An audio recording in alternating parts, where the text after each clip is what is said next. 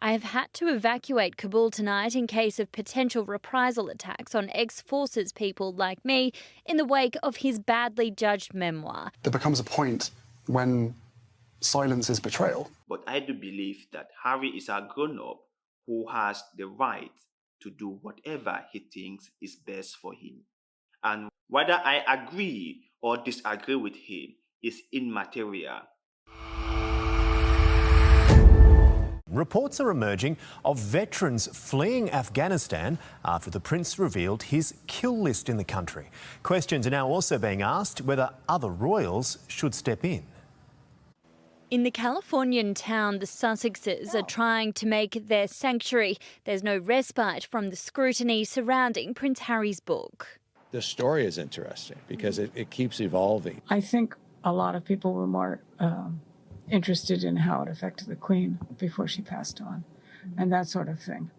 Just kind of family dynamics. Details of the world's most private family are being plated up and served by Harry himself, with just this question left over. Now, is it time for the royal family to speak up and respond to Harry's allegations? That's something the royals won't do, according to those close to the family. Speaking to The Times, an unnamed friend of both brothers said Prince William in particular won't return fire. He won't retaliate, he never would, because he's dignified and unbelievably loyal, the friend said.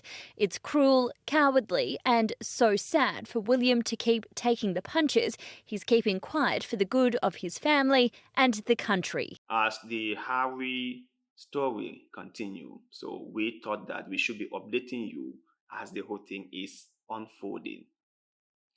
So I watched this one that people now blame Harry for saying that he was in Afghanistan and he took out a few Talibans, and that have prompted the Taliban to quote unquote blacklist him and called him a war criminal who must be prosecuted. And people are now saying that because of his recklessness and carelessness and stupidity, he has made himself the target. I personally do not know if he broke any military code of conduct or any military law by saying that, because I think if he did, then that's what the news media would have been singing by now. But since no one is talking about him breaking any law or breaking any military code of conduct, then I think that one he was clear to say it.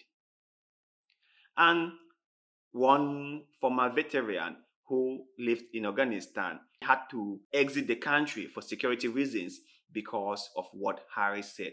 And when I saw that tweet, I was like, oh, really? So anything that happens to you right now will be Harry's fault, right? So if you felt like your life was in danger, you had the time to take to Twitter and announce to the world how, due to Harry's recklessness and what Harry said, it has put your life in danger. But you were not struggling to leave the country. You took your time and went on Twitter and make it public. So if you were scared, or if you are scared, if you think that your life is in danger, why would you tell the whole world that you are now forced to flee the country because you feel like your life is in danger? Why would you do that? People whose life are in danger would announce it to the public. And by the way, did Harry ask you to stay in Afghanistan? You were there for your own purpose. You were there doing your own thing. Harry didn't ask you to stay there. So how is it now Harry's fault that you feel like your life is in danger? People must learn to take responsibility. And I know that Harry will take responsibility or should be prepared to take responsibility for what he has said and done. But I don't think others should go on blaming him for their own situations. Harry did not ask anyone to go and stay in Afghanistan. And if I may ask this question, people are complaining about bragging to have been in Afghanistan, bragging to have taken out a few Talibans, and that what he is saying is wrong, or what he did, the Talibans he took out was wrong. And I'm like, have all of us forgotten that until a few months or maybe a year ago, there was a huge American presence in Afghanistan? Until maybe a year ago or 2 years ago, if I'm not mistaken, Taliban was the bad guy. And if people are complaining that Harry was there and did what he did, have they forgotten what he was there for? Harry didn't go there all by himself and did what he did. People asked him to go there. His superior asked him to go there. The leaders of the countries that were involved in whatever took place in Afghanistan asked him to go there. He was there under their supervision. He was there because they asked him to go there, or they let him go there. So people should not be quick to jump to conclusions. I have always said it on this show. I may not do what Harry is doing or what Harry has done, but I do believe that Harry is a grown-up who has the right to do whatever he thinks is best for him.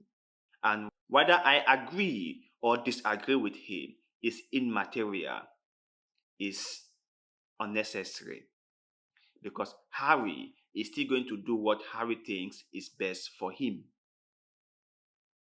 So for all of you guys there saying Harry this, Harry that, Harry that, Harry this, you must all remember Harry is an individual who has the right to say what he thinks he wants to say, and must be prepared, hear me again, must be prepared for the consequences, because with action comes opposite but equal reaction.